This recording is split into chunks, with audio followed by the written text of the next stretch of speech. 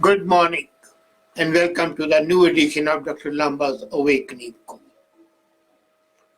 We find that the universities, the institutes of higher learning are well reputed. There used to be Nalanda and Taxila in India in the hoary past, which attracted students from all over the globe. There was Cambridge and Oxford, which were again the center of attraction, the Mecca for all the scholars of the world. There's Harvard and Stanford today, which attract the students from all over the globe again. And then there are institutes of higher learning in India. Some of them are great, like IITs, Indian Institute of Science, AIMS, JIPMA, and so on.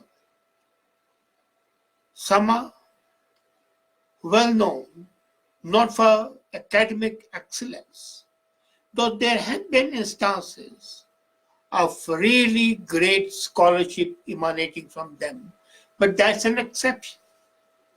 Some universities in India are curiously hotbeds of politics, gangsterism, sexuality, drug use, indiscipline, and lawlessness. Some universities are hotbed of communalism. Originally, they might all have been established for a purpose that was great, but they have outlived their utility. And they're a burden on society, a burden on the nation, and a joke of being termed as institutes of higher learning. Let's take up AMU, set up by a great scholar and a great humanist. And Jamia Millia, again set up a great scholar, a great humanist, a great patriot, Maulana Azad, and Mahatma Gandhi. And both these institutes are supposed to be minority institutes, and they are funded by, not by trusts, but by the government of India. And then there's a third university, JNU, Jawaharlal Nehru University, set up in 1969, again funded by the government of India. There's still another university, Yadavpur University in Bengal, again funded by the government of India. I would not deny that there are other institutes also which are funded by the government of India, like Institute of Sciences, AIMS, JIPMA, Delhi University. But if you compare these 4 or 5 universities which I termed earlier, the group A, JNU, AMU, Jamia, Yadavpur, and compare them with IITs, IAS, JIPMA, we can see the difference ourselves. The universities which are doing good, not doing the best, they could do better, are welcome and they are great. But looking at some universities, I feel, and most of the people feel, when I talk to the people, they will echo my feelings, that these universities are a burden on the taxpayer. They are the breeding grounds of communalism. They are the breeding grounds of lawlessness. And in fact, not fit to be deemed universities. In one of my comments earlier, I had stated that these universities need to be closed down. You see, yesterday I talked of the right to kill, right to die. It's time that these universities die and are buried fathoms-deep, unwept, unhonored, unsung. JNU particularly has something curious. As I said the other day, this is possibly the only university in the world where you can get admission, say at the age of 15 after your high school, and in between you can enter at any age, and there have been instances, living instances, where students as young as 45 to 50 years old join the university, not to study, but to organize protests, lawless meetings, and to have practically free housing, free meals in a city which is highly expensive to live in. If I look at the facilities given to the students, an air-conditioned room, they get 10 rupees a month. That's 20 cents a month. Meal for the whole month, they get for $30 which is about half a dollar, less than half a dollar a month. Now for 70 cents a month, they can have meals, air-conditioned room, and no charges for hydro, no charges for water extra. So they come, get admission, and continue living there till they are past their middle ages. And still they are students. And their job is, as I said, not really studies.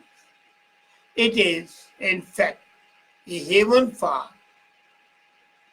well-connected, politically, people who are working at the behest of the political masters in generating protests and protests and protests, who are engaged in vandalism, destruction of public property.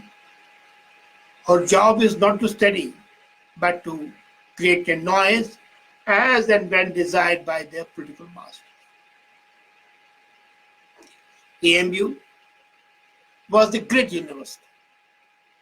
But then every university or every institution may not be able to maintain the greatness it once had. Oxford and Cambridge were great and are great. And hopefully will continue to be great. Same as about Harvard and Stanford, Yale, all the Ivy League universities. But if you look at the Indian universities, you would not find them in the top 200 ranking of the world. And that because when a few universities are given such facilities, students want to go there. And the other universities have a bank of jealousy that despite our academic excellence, we are not given those facilities.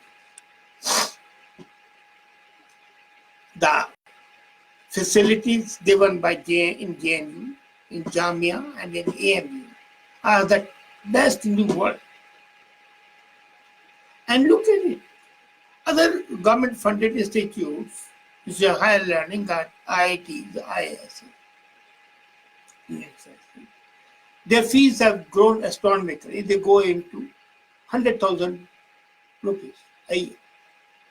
I think 600,000 rupees a year. And the fees have been increasing. Not in JNU, not in Jamia, not in AMU. Why? One part has been that Jamia and AMU have been treated with kid gloves because no government wanted to be deemed as a communist. If the present government, Modi government, not doing anything, why should their fees not be the market fee? JNU was a pet university, but I remember Mrs. Gandhi faced the same situation as the Modi government is facing. And she didn't bother. She simply asked the hostels to be evacuated, and the university was closed for 45 days. Yes. Even at that time, I had said that let's make this university a trust. And that's what I'm repeating today. Let's privatize it. Let's give it to a trust. It can be not for profit, it can be for profit. And there are more than 200 for profit universities in India. More than 200. So why can't this be a for profit university? Give it to the private sector, let them manage it, and naturally, when it goes to the private sector, there'll be no freebies. And when there are no freebies, there'll be no gundaism, there'll be no gangsterism, there'll be no lawlessness. I'm not against protest, even as I said yesterday, protests are required, but they must be socially relevant. Any protest which is socially not relevant and which lacks accountability is not a protest, but is a cry for indiscipline and maybe for anti-national activities. And JNU has been the base for the terrorist activities. All the terrorists are lionized in this university. Have you seen anywhere in the world? Say in USA. Can you dream that Harvard and Stanford would lionize Osama? They would not. Would they lionize Hitler? They would not. But here in JNU, they are lionized openly. And then they say we'll be dividing the country. And then imagine the government funding them for that purpose. So what needs to be done? A, the status of the central universities should be withdrawn from these universities. They should, JNU doesn't have a trust, but AMU and Jamia, they already have trust. So let's stop funding those trusts. They are private trusts, they are not government appointed. Let the government withdraw all facilities from these three universities to begin with. Secondly, privatize them. And the other option is close them. You cannot have a proposed institute of higher learning, a supposed institute of higher learning, which is not an institute of higher learning, but is in fact a breeding ground for anti-national, anti-social activities, which these universities have become. Secondly, there must be age limits for the students. Whether they are the private, even when they are privatized, we should ensure that the students, the professional students who are there in JNU, do not become professional students. Either they are students or they are politicians. I'm not against the older people getting education, but let them get education as day scholars, not get the facilities of the university. They are supposed to be working. So, if you withdraw the facilities alone without even turning them into private bodies, you would find a great improvement. So, to begin with, the facilities need to be withdrawn. And there was a strike against the enhancement of the fees. Close down the university for 6 months. Withdraw the recognition. Nothing would happen. And if you can't do it, just sell it. It's a huge land. More than 1,000 acres of land are there. And it's in the heart of South Delhi, near about 11 kilometers from the seat of the government, about 8 kilometers from the international airport. Any private party would be willing to have it, only for the land purpose. Change the charter of these universities. Change the concept of the central university. As a matter of fact, the concept of central university should be abolished. All institutes of higher learning should either be funded by the provincial government, state governments, or by private bodies. Now imagine if you look at the Constitution of India, education is a concurrent subject.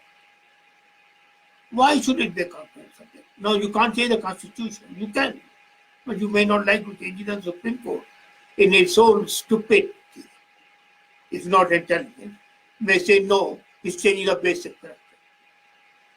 But one thing can definitely be done, that those universities which are in that province are governed by those provinces. And the center doesn't have any hold on them and no funding for them.